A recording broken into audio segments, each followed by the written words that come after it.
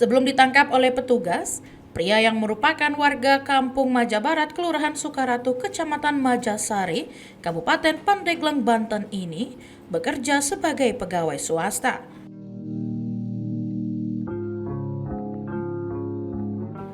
Arifin yang telah buron selama 6 tahun dalam kasus korupsi ini ditangkap di wilayah Kecamatan Labuan, Kabupaten Pandeglang, Banten.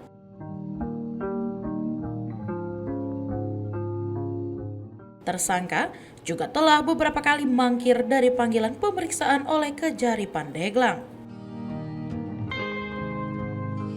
Ia merupakan salah satu dari 4 tersangka kasus korupsi Bansos Kementerian Pendidikan dan Kebudayaan Republik Indonesia untuk organisasi pendidikan dan majelis taklim di wilayah Kabupaten Pandeglang pada tahun 2015 lalu. Kepala Kejaksaan Negeri Pandeglang, Aco Rahmadi Jaya, mengungkapkan bahwa modus tersangka adalah dengan memotong jumlah dana bantuan yang sudah dicairkan sebesar 75%.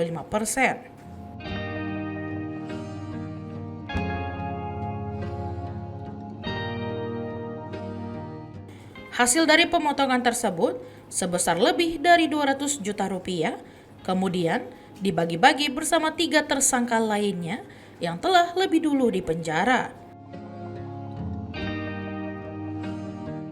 Aco menegaskan bahwa Arifin adalah tersangka dalam kasus korupsi Bansos Kementerian Pendidikan dan Kebudayaan Republik Indonesia tahun 2015.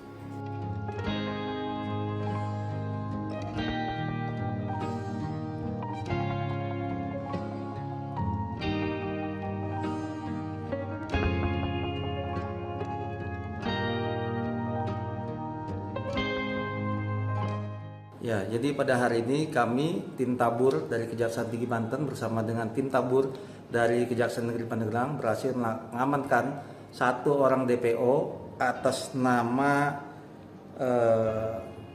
Arifin, yang mana ini adalah perkara dari dugaan tindak pidana korupsi terhadap kegiatan penyaluran dana bantuan sosial dari Kementerian Pendidikan dan Kebudayaan untuk organisasi pendidikan dan majelis taklim di wilayah Kabupaten Pandeglang tahun 2015.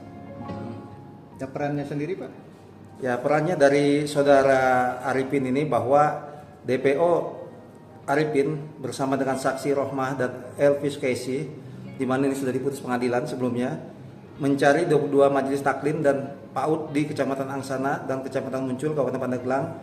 Selanjutnya mereka membuat proposal berikut persyaratan, lalu mengirimkan ke Kementerian Pendidikan dan Kebudayaan bahwa untuk pencairan tersangka Arifin bersama dengan saksi Rohmah dan Elvis Casey mendampingi para penerima saat pencairan di bank. Selanjutnya setelah cair, kemudian tersangka DPO, saksi Rohmah dan Elvis Casey memotong jumlah bantuan yang diterima dari 22 majelis taklim sebesar 75% dan yang sebenarnya diberikan sebesar 25% dan hasilnya dibagi berempat dengan tersangka DPO, saudara Asep Saifuddin, Rohmah dan Elvis Casey.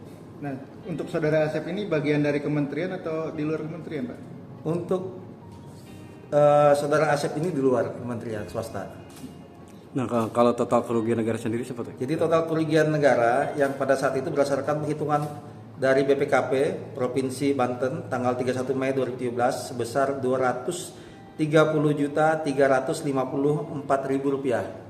Teman-teman pelaku sudah diputus, yaitu yang pertama saksi Rohman diputus penjara selama 2 tahun, kemudian Elvis Casey diputus penjara selama 2 tahun, dan Dr. Andes Asep Saifuddin diputus selama 1 tahun dan 3 bulan.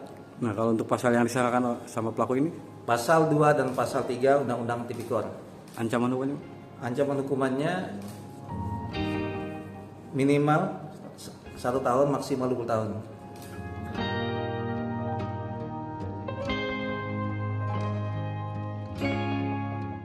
Untuk mempertanggungjawabkan perbuatannya, tersangka kini mendekam di sel tahanan Kejari Pandeglang dan dijerat dengan pasal 2 dan pasal 3 Undang-Undang Tindak Pidana Korupsi dengan ancaman hukuman minimal 1 tahun dan maksimal 20 tahun penjara.